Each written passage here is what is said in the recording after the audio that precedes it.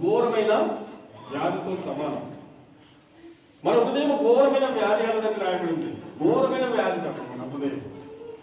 మనది హృదయం ఘోరమైన వ్యాధి అంటే రెండు విషయం ఏంటంటే అరికాలు మొదలుకొని నడిచేంత వరకు పచ్చిపుండ్లు గాయాలు. అంటే మనము పాపంతో ఉందామని తెలియపరుస్తున్నాం. మన పాపాలు కడుక్కుంటలేము, మన గాయాలు కడుక్కుంటలేము, మన రోగాలను తీసివేసుకుంటలేము. మన గాయాలను మనం కడుక్కోకపోతే, మన రోగాలను తీసివేసుకోకపోతే, మనకున్న సమస్యలకు పరిష్కారం కావాలంటే నీవే కారణం, నీవే బాధ్యత. యేసు ప్రభు ఏమన్నాడు? నీ విశ్వాసము నిన్ను స్వస్థపరచును గాక అన్నాడు. ఆమె చెప్పండి హల్లెలూయా. ఏమన్నాడు? నీ విశ్వాసము నిన్ను స్వస్థపరచును గాక అన్నాడు. కనుక నీ విశ్వాసం ఎట్లున్నా, నీ విశ్వాసం ఎలాగున్నా నువ్వు బాగుంటావు పోని అన్నాడా? నీ విశ్వాసం ఎట్లున్నా నువ్వు ఎలాగున్నా నువ్వు బాగుంటావు పోని అన్నాడా? అనలేదు కదా. నీ విశ్వాసం నిన్ను స్వస్థపరుస్తుందని అన్నాడు. కారణం ఏంటంటే నువ్వు అన్నిటిలో నమ్మకంగా ఉన్నప్పుడు, అన్నిటిలో నువ్వు మంచుకున్నప్పుడు, అన్నిటిలో నువ్వు యథార్థమైన మనసు కలిగి ఉన్నప్పుడు నీ జీవితంలో ఇవన్నీ కలుగుతాయి. అందుకు కారణాన్ని బట్టి దేవుని బిడ్డలారా మనము చాలా జాగ్రత్త కలిగి ఉన్నాం. మనము చాలా జాగ్రత్త కలిగి మనము దేవుని అనుసరించాలి. అందుకే నీ హృదయంలో నుండి జీవధార నదులు బయలుదేరుతాయి. కాబట్టి నీ అన్నిటికంటే ముఖ్యంగా నీ హృదయమును భద్రముగా కాపాడుకోను. నీ హృదయమును జాగ్రత్తగా కాపాడుకోకపోతే, నీ హృదయమును సరైన విధానంలో ఉంచుకోకపోతే, నీ హృదయం ఏమన్నది చాలా వ్యాధితో ఉంటుంది, చాలా ఘోరమైన వ్యాధితో ఉంటుంది. అది పిండబడలేదు, అది కడగబడలేదు, అది దుర్వాసనతో ఉంటుందని చెప్పడానికి సందేహం లేదు. అందుకే నీ హృదయాన్ని ప్రతిదినము కడగాలి. నీ హృదయాన్ని ప్రతిదినము కడుక్కునే విశ్వాసి ప్రతిదినము నీ హృదయాన్ని కడుగు. ప్రతిదినము స్త్రీ అయినా పురుషుడైనా ఎవరైనా ప్రతిదినము స్నానము చేసినట్టుగానే ఈ పరిశుద్ధమైన దేవుని వాక్యము నిన్ను కడుగుతుంది. దేవుని వాక్యము నిన్ను శుభ్రం చేస్తుంది. దేవుని వాక్యము లోతుగా ధ్యానించిన వారి హృదయం ఎట్లుంటుంది అంటే సాఫ్ ఉంటుంది, నీతిగా ఉంటుంది, నిజాతిగా ఉంటుంది, మాట వేరుంటుంది. దేవుని బిడ్డలారా మన మాట, మన నడక, మన పడక అనగా మన జీవితము ఒక మాదిరిగా ఉండాలి. నీ హృదయం కడగబడాలి. అందుకే ప్రతిదినం కడగబడే మాట ఏప్రిల్ రాసిన పత్రిక 12:2 చూడండి. అక్కడ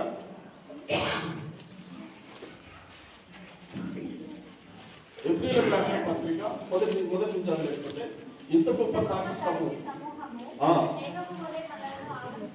ఇంత గొప్ప సాక్షి సమూహము మేఘం వలె మనల్ని ఆవరించి ఉన్నందున మనము కూడా ప్రతి భారమును సులువుగా చిక్కులు పెట్టే పాపమును విడిచిపెట్టి విశ్వాసమునకు కర్తయు దాన్ని కొనసాగించు వాడునైన యేసు వైపు చూసు మన ఎదుట ఉంచబడిన పందెములో ఓపికతో పరిగెత్తుదాము. హల్లెలూయా, హల్లెలూయా చెప్పండి హల్లెలూయా. మన ఎదుట ఉంచబడిన పందెము మనము గెలవాలంటే, మనము దాన్ని పొందుకోవాలనంటే, అది మనము ఆశించాలనంటే మన ఎదుట ఉంచబడిన పందెం ఒకటి ఉంటున్నది. దాన్ని గెలవాలి, ఓపికతో గెలవాలి. గెలవాలంటే సులువుగా సిక్కులు పెట్టే పాపము నిన్ను వెంటాడుతుంది, సులువుగా సిక్కులు పెట్టే రోగము నిన్ను వెంటాడుతుంది, సులువుగా సిక్కులు పెట్టే పాపము నిన్ను కమ్ముతుంది. నువ్వు బైబిల్ దగ్గరికి రాకపోతే, నువ్వు అద్దము దగ్గరికి రాకపోతే, ప్రార్థన జీవితం లేకపోతే పాపమనే జీవితము నిన్ను ఏలుతుంది. పాపమనే జీవితము నిన్ను ఏలుతుంది. ఆమె చెప్పండి హల్లెలూయా. పాపమనే జీవితము నిన్ను ఏలితే నువ్వు పాపములో జీవిస్తావు. పాపమనే జీవితము నువ్వు జీవిస్తే శాపంలో ఉంటావు, నువ్వు ఆశీర్వాదాలలో ఉండవు. అందుకే మన జీవితంలో మన హృదయాన్ని దినదినం కడగాలి. మనము కింద ప్లేట్లు కడిగినట్టుగానే, మన బాసనలు కడిగినట్టుగానే ఇదొక బాసన. మనము దినదినము మనం కడుక్కోవాలి, దినదినం మనం శుభ్రం చేసుకోవాలి. అందుకే కడగకపోతే చాలా ఘోరమైనటువంటి వ్యాధి కలదని దేవుని వాక్యం తెలియపరుస్తున్నది. ఇక్కడ అన్నిటికంటే ముఖ్యంగా నీ హృదయము భద్రంగా కాపాడుకోవడము. మూర్ఖపు మాటలు నీ నోటికి రానియకము, పెదవుల నుండి కుటిలమైన మాటలు రానియకము. చాలా మంది జీవితంలో మూర్ఖమైన మాటలు మాట్లాడతారు, కుటిలమైనటువంటి మాటలు మాట్లాడతారు. మూర్ఖపు మాటలు, కుటిలమైనటువంటి మాటలు ఇది క్రైస్తవ జీవితానికి తగినది కాదు. క్రైస్తవ జీవితంలో ఇవి క్రైస్తవుడైన వ్యక్తి తనలో ఉండే మాటలు కాదు. ఇవి మూర్ఖపు మాటలు, కుటిలమైనటువంటి మాటలు, రహస్య జీవితాలు, పాప జీవితాలు, ఇవన్నీ క్రైస్తవునికి తగినవి కాదు. క్రైస్తవుడు చక్కగా ఉండాలి. అందుకే కడుక్కోవాలి. హృదయాన్ని కడిగితేనే మనము ఫ్రెష్గా ఉంటాం, మనము చాలా నీట్గా ఉంటాం. చెప్పాలంటే మనము సంతోషంగా ఉంటాం. ఉందా లేకున్నా, ఉందా లేకున్నా మన బ్రతుకు సంతోషంగా ఉంటుంది, ఆనందంగా ఉంటుంది బిడ్డలారా. అందుకే ఇక్కడ మూర్ఖపు మాటలు రానియద్దు, కుటిలమైన మాటలు నీ నోటికి రానియద్దు. 25వ వచనం, నీ కన్నులు ఇటు అటు చూడక సరిగా నీ కనురెప్పలు నీ ముందుర సూటిగా చూడవలెను.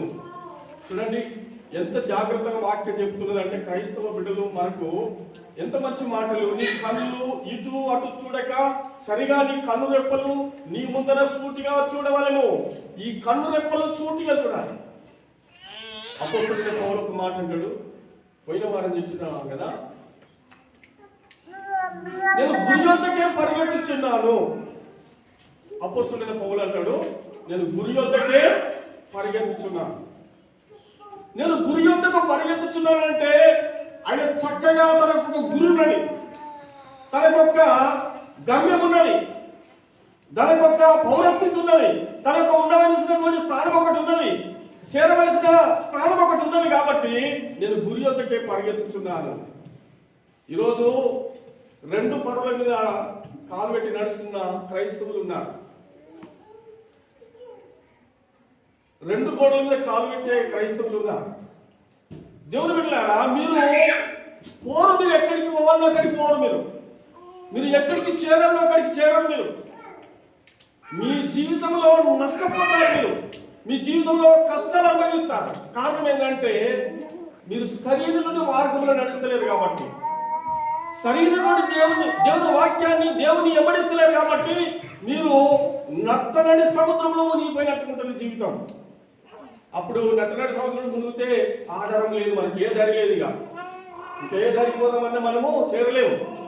అందుకే మనము వాక్యాన్ని వదలకూడదు, దేవుని వదలకూడదు, దేవుని పాదాలు వదలకూడదు, దేవుని ఎమ్మడించే బిడ్డలుగా ఉండాలి.